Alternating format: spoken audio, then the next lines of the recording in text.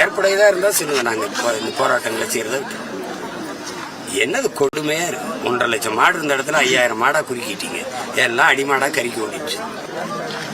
இது ஏற்புடையதா இருந்தா சொல்லுங்க. நாங்க இந்த போராட்டங்களை செய்யறத என்னது கொடுமையா இருக்கு. 1.5 லட்சம் மாடு இருந்த இடத்துல 5000 மாடா குறுக்கிட்டீங்க. எல்லாம் அடிமாடா கறிக்கு ஓடிடுச்சு.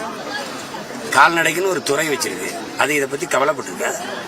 பால் வளத்துறைன்னு இருக்கு. பால் எங்க இருந்து வரும்? குழாயில் திருநா வருமா? மாடு இல்லாம எங்க பால் வரும்? அந்த 2 துறைகள் இதுக்கு வச்சிருக்கு. அரசு வச்சிருக்குல்ல. அரசு பால் வைக்கிறது, மாடு மேய்க்காது.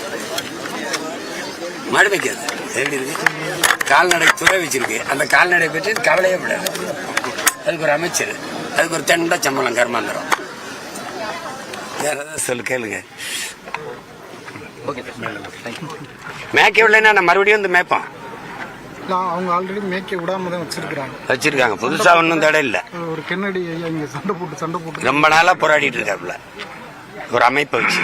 இது ஒரு கோரிக்கை தான். ஆட்சியாளர்களுக்கு, அதிகாரத்தில் இருப்பவங்களுக்கு ஒரு கோரிக்கை தான். எங்களையும் பாரு, எங்க கோரிக்கையை கவனத்தில் எடு. திடீர்னு நீ பாட்டு ஒரே ராத்திரில பணம் செல்லாதுங்க மாதிரி மேய்க்காத அப்படின்னா நான் இங்கே போறதுன்னு ஒரு மாற்று இருக்கணும். நலன் சார்ந்து சிந்திக்கிற ஒரு அதிகாரம் என்ன பண்ணும்? பணம் செல்லாதுன்னு சொல்ல போகுது. 1000 ரூபாய் செல்லாது. சரி, இப்ப 2000 ரூபாய் தான் செல்லும் அப்படின்னா 2000 ரூபாயை அச்சிட்டு போதிய அளவிற்கு புழக்கத்துக்கு வங்கியில் கொண்டாந்து சேமிச்சுட்டுல செல்லாதுன்னு சொல்லியிருக்கணும். அப்படிதானே சொல்லியிருக்கணும். தப்பு நீங்க பாட்டு சொல்லிட்டீங்க. நாளையில இருந்து யாரும் சோறு திங்காதுன்னா மாற்ற எது திங்கிறது? அப்புறம் சோறு திங்காமன்னு கேட்பேன்ல. அப்ப இதை சாப்பிடு, இதை சாப்பிடாதுன்னு சொன்னா சரி.